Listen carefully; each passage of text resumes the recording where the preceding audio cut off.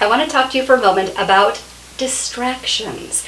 Many of us, especially if you're watching these videos, are believers and you honestly want to serve the Lord, obey the Lord, advance His kingdom, and you might read your Bible in the morning and get kind of inspired, and then squirrel, your attention is drawn away to something else in a heartbeat. If you're like me, it doesn't take long for a squirrel to pop up and all of a sudden, whoop, what we had intended to do, serving the Lord, loving on other people, being a great reflection for Christ, all of a sudden our attention is drawn away. It could be something as simple as the neighbor drives by in a new car and you're like, squirrel, I need a new car too. Or maybe down the road, the other direction, you see the remodeling company has arrived at your neighbor's house. Squirrel, I need a new remodel of my kitchen too. And all of a sudden we're focused on things that aren't necessarily evil or bad, but we're lured away from our focus on expanding God's kingdom and living to glorify Him and be a great reflection of Him to everyone we see, be ambassadors for Christ. This is what we are created for, to bring Him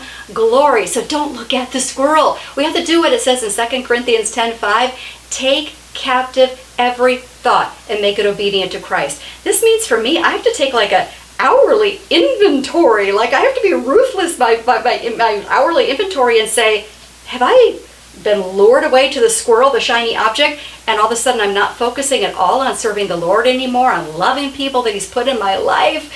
I have to take that inventory. I bet you do too. And let me just expand on this even a little bit further and actually apply it to our marriages.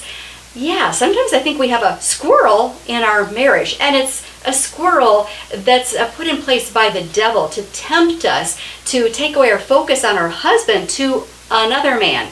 It could be that the neighbor down the street has been chatting with you as you're taking your walk, and he just seems so understanding. Squirrel, all of a sudden our attention is drawn over to this other guy, or maybe it's a coworker who seems so empathetic and understanding, and squirrel, all of a sudden you're drawn away from who you're supposed to be loyal to all of a sudden fantasizing about this other guy. We must take captive every thought. Don't let the thoughts in your mind just run around aimlessly, haphazardly. No, we have to actually be intentional and say, Lord, help me to stay focused on serving You, following You, obeying You, and loving others that God has put in my life. Take captive every thought.